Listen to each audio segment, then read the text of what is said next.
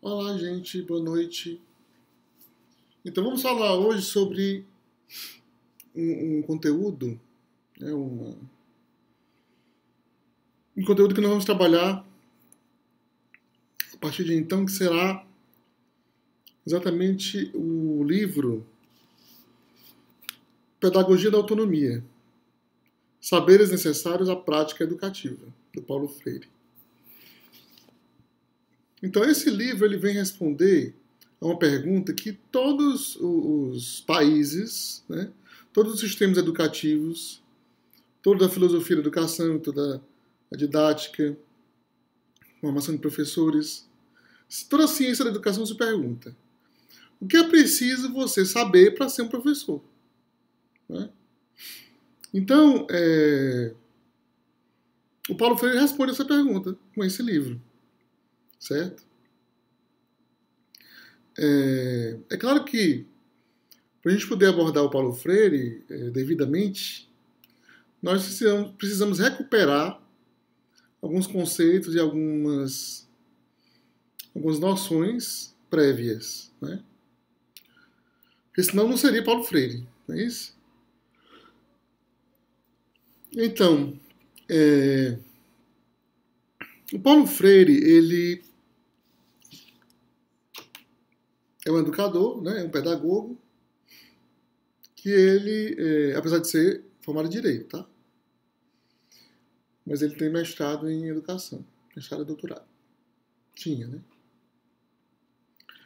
Então, ele é um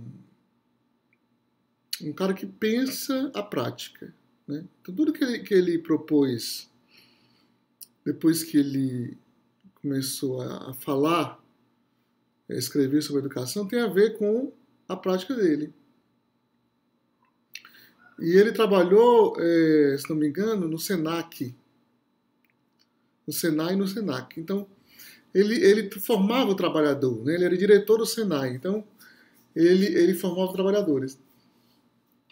Depois é que ele foi abranger outras áreas da educação. Então, para a gente falar das ideias de Paulo Freire, é preciso que a gente se pergunte o seguinte: por que lá na Universidade de Genebra, que é uma das 20 melhores universidades do mundo, por que eles têm, lá na Faculdade de Psicologia e Ciências da Educação, um andar no Batman, né, no prédio lá, com, sei lá, 12 salas, um laboratório, todos voltados, um andar que foi criado, um departamento que foi criado, e foi dado esse andar lá para os pesquisadores, para o trabalho do Paulo Freire, né, que hoje, evidentemente, é capitaneado por outros pesquisadores, mas que é voltado para as políticas públicas em educação. Ou seja, como transformar os sistemas educativos, né? Como colocá-los em um bom patamar. Então, ninguém mais teve essa honra, a não ser o próprio Piaget, né? Então, a gente precisa refletir sobre isso, a importância que isso tem. Bem, então o Paulo Freire, ele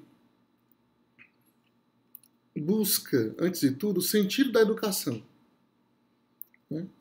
O fundamento filosófico, antropológico e sociológico da educação. Por que o homem precisa ser educado? A pessoa humana precisa ser educada. Então ele vai partir mais ainda do que é o ser humano. Quem é o ser humano? Então, uma metáfora muito interessante feita pelo Hernani Fiore, que foi o prefaciador do Pedagogia do Oprimido, em 1967, ele diz assim: olha, Paulo Freire ele vai propor que o ser humano ele não é só uma biologia, ele é uma biografia, ou seja, é um ser histórico, um ser que vai construir a sua história, vai escrever a sua história. Então, para escrever essa história, é óbvio que ele precisa passar por um processo de acesso à leitura e à escrita, né? Claro que esse escrever não é escrever só no sentido físico, ou no sentido do código, mas no sentido de ser um ser sócio-histórico-cultural. Então, quando Paulo Freire vai analisar, vai construir essa teoria, ele se alinha, né, com Vygotsky, se alinha com Bakhtin, Voloshinov, se alinha com outros pensadores que vão dizer assim, olha, o ser humano, ele é biológico, né, ele tem um fundamento biológico, mas a sua mutação, né, a sua diferenciação é exatamente a capacidade de ser um ser sócio, histórico e cultural também. Por isso que e eu traduzo esse termo, sócio, histórico e cultural, da seguinte forma. Tudo que é social é porque é produto de um funcionamento coletivo. São as práticas sociais. Não dá para você ter uma prática social sozinho. E toda prática humana ela é social, né? Porque ela leva em conta os outros, ou ela é governada por normas, por pactos, ou ela é comentada, ela é avaliada através das conversações, do diálogo, da interação. Então, até para você ir no banheiro, você precisa seguir certas regras, não é? Até para você fazer coisas sozinho, como se vestir, comer, você vai observar o que já é pré-construído no mundo sobre isso. Quiçá as coisas que são evidentemente coletivas, né? Como trabalhar, como namorar, amar,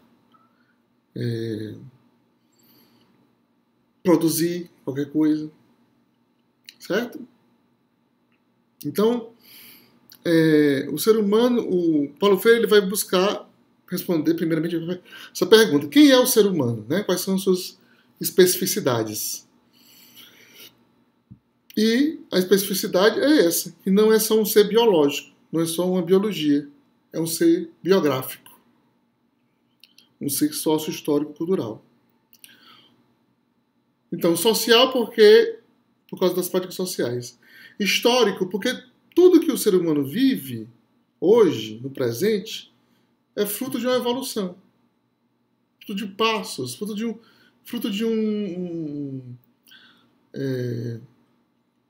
uma mudança, de uma transformação ao longo do tempo. E que também se transformará. Ou seja, o princípio dialético. Então, quando alguém diz assim, olha, essa história de que o capitalismo está errado, sempre vai existir dinheiro. E a gente sabe que o dinheiro, o papel moeda, é uma criação recente, né?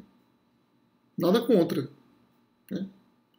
Mas é falsa a ideia de que as coisas sejam perenes. De que o modo, a essência do ser humano pode ser até perene, mas a sua existência, o seu modo de existir, de subsistir, de criar, de estar, de ser no mundo, é dialético. Tudo pode ser transformado, tudo pode ser de outra forma. E cultural no sentido de que não é natural. Ou seja, não é algo encontrado na natureza, apenas fruto de um instinto, ou telecriado, né, ou já programado, inato. Né? O ser humano ele é culturalmente crítico e criativo.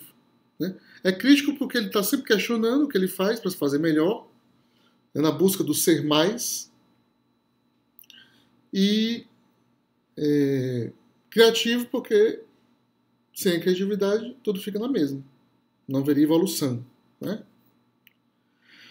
Outra coisa interessante que Paulo Freire busca explicar é a ética da educação, o fundamento ético da educação. Ou seja, devemos educar, devemos nos educar, por quê? Né? Então ele vai dizer que, como o ser humano ele é um ser que ele é voltado para a transformação, voltado para ser mais, né? Então a educação precisa ser uma prática de liberdade, né? De libertação, ou seja, de humanização. Cada vez mais ele ser capaz de ser melhor e se aprimorar por conta que ele é um ser, faz parte da sua essência a historicidade, a criatividade e a criticidade.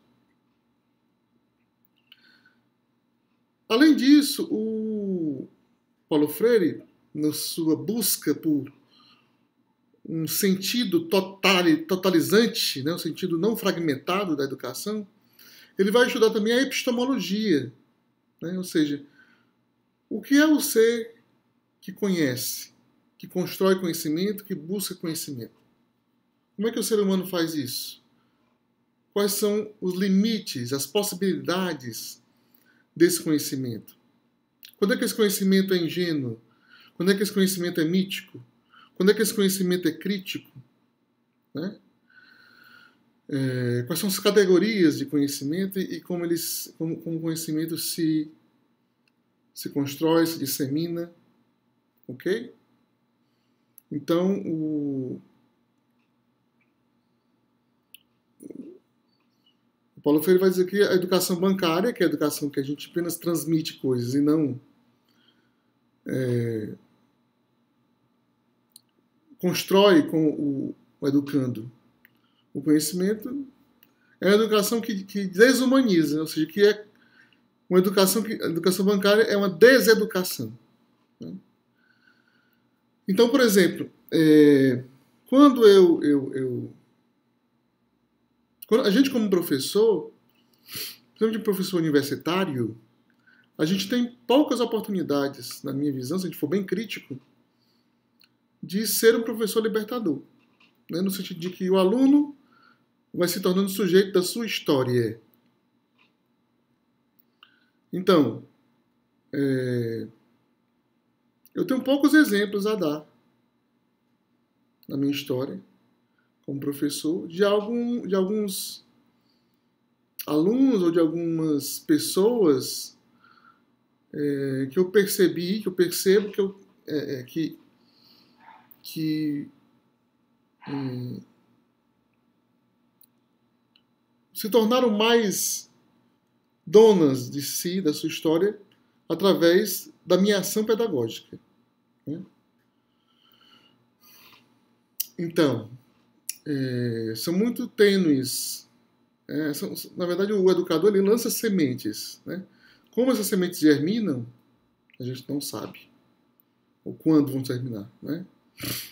Então, por exemplo, quando eu vejo um aluno chegar e dizer assim, professor, eu comecei a ler assim, os livros assim que não são aqui Eu comecei a ler. Né? Toda aula o senhor indica livros, né? O senhor é tão apaixonado por livros, por leituras, que eu resolvi ler também. Resolvi ver o que é que tem nesse negócio de leitura. Certo? Então isso aí foi assim já... Isso é raro, né? Foi umas 2 ou 3 vezes que isso aconteceu. Ou, o meu trabalho da dissertação, da monografia, eu vou investigar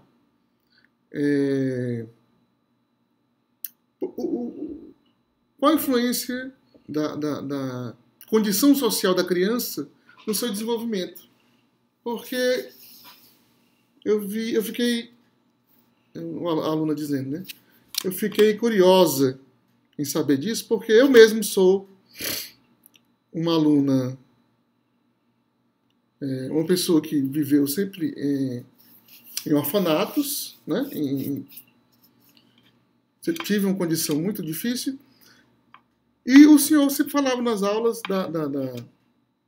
das condições do que acontecia na escola pública, e eu acho que devo pesquisar isso, porque acho que é minha função como educadora conhecer um pouco mais sobre isso. Então, são raros os exemplos da gente que a gente consegue perceber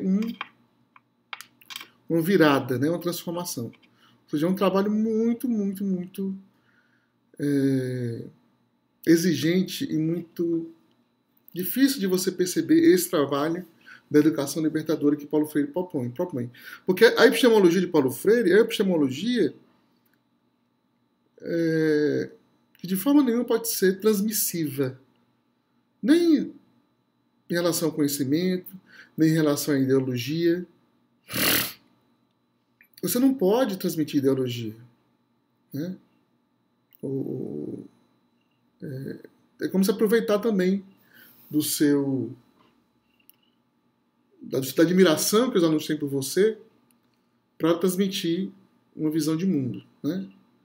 Agora, se você problematiza, né? Se você mostra esse mundo que nós estamos, como é que ele é, como é que ele se faz, como é que ele se produz, e as pessoas se perguntam se devem conservá-lo ou mudá-lo, aí não é culpa sua, né, meu amigo? Então é isso que o Paulo Freire, a revolução dele é essa, né? De nos permitir nos questionar.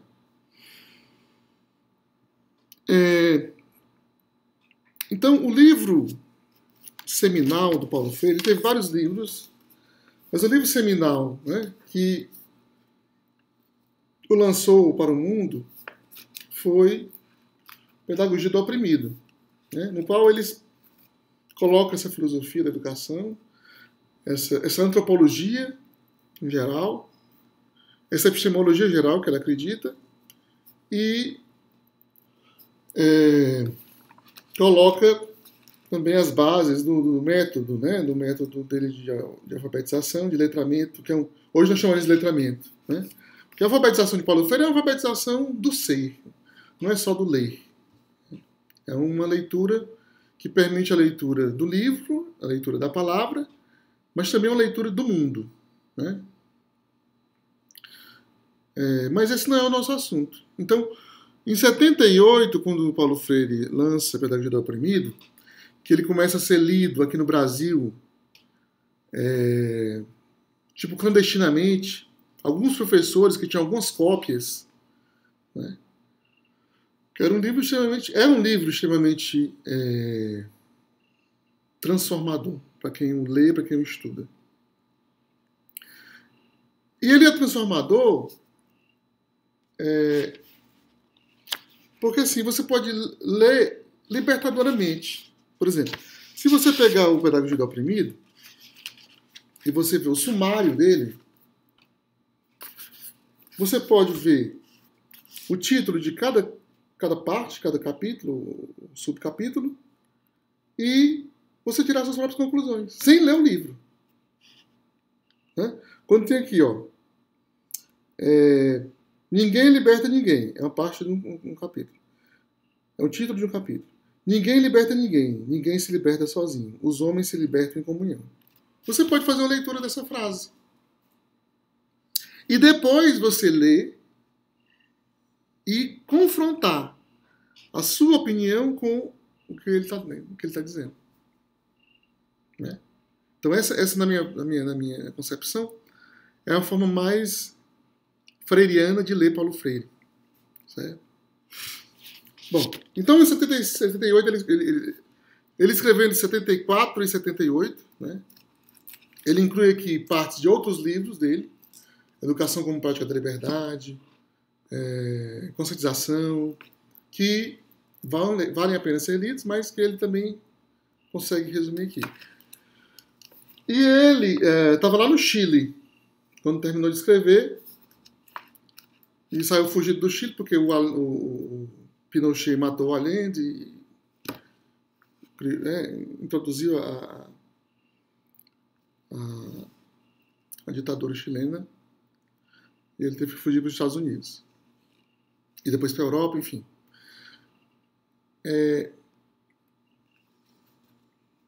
Então, é interessante o poder de síntese do Paulo Freire. Ou seja, no título, Pedagogia do Oprimido. Ele vai dizer só os oprimidos é que podem ter uma pedagogia para si mesmos. O opressor não pode educar o oprimido. Não vai transformá-lo no opressor também, ou então vai continuar oprimindo.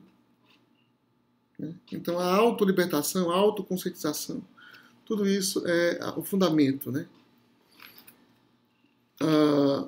E terminando essa questão da filosofia do homem, do ser humano, para Paulo Freire, o homem é sempre um ser inconcluso, que quer se completar. Né? Quando a gente deixa isso acontecer, quando a gente promove isso, a gente é esse o processo de emancipação, de humanização. Quando a gente impede isso, esse é um processo de desumanização. Né? Então, em 78, naquele sistema, naquele contexto ditatorial quase que global, né? Ele publica esse livro, Pedagogia do Oprimido, sobre a educação libertadora ou problematizadora. Ele não diz, a educação que eu proponho é a educação libertadora ou problematizadora. Ou seja, a libertação que ele quer é que a gente problematize, que a gente saiba os porquês. Apenas isso. Bem, depois, já no seu percurso de volta, né, no qual o Paulo Freire volta, né, do exílio e continua a trabalhar pela educação, a pesquisar, ele vem e próximo do seu, uns 3, 4 anos, se não me engano, antes do seu falecimento, ele escreve o Pedagogia da Autonomia, né? Que é esse livro que nós vamos estudar lendo todo. Tá? E o Pedagogia da Autonomia é essa resposta. Enquanto o Pedagogia do Oprimido responde a pergunta por que educar, por que aprender, como se aprende, como se constrói conhecimento, o Pedagogia da Autonomia é voltado para quem quer educar, né? E tanto que todos os subcapítulos e temas do livro são sobre a prática docente. Ensinar exige tal coisa.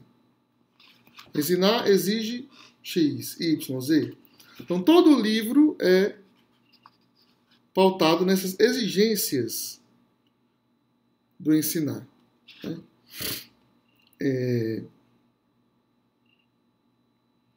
Então,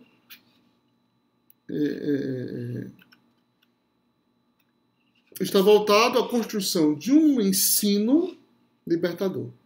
Então, que evidentemente tem que estar em congruência com uma educação libertadora. Né? Então, a proposta que eu tenho para vocês é o seguinte. Nós vamos estudar esse livro, mas antes vocês vão ler o prefácio, certo? E problematizar esses introitos, esses títulos. Ensinar exige rigorosidade metódica. Ensinar exige pesquisa. Ensinar exige respeito aos saberes dos educandos. Ensinar exige criticidade. Ensinar exige ética e estética. E assim por diante. Então, o primeiro exercício é você fazer, ao lado de cada subtítulo, a sua ideia ou as suas perguntas. Né? Se você não souber, por exemplo, explicar, ensinar exige criticidade. Por que você não sabe explicar? O que é ser crítico? O que é criticidade? Você sabe? Então se pergunte o que você sabe e o que você não sabe. E aí depois a gente vai se aprofundar e aí ler e confrontar com as nossas próprias concepções. Essa é a forma freiriana de ler Paulo Freire. Ok? Então espero que a gente esteja combinado e vamos para frente.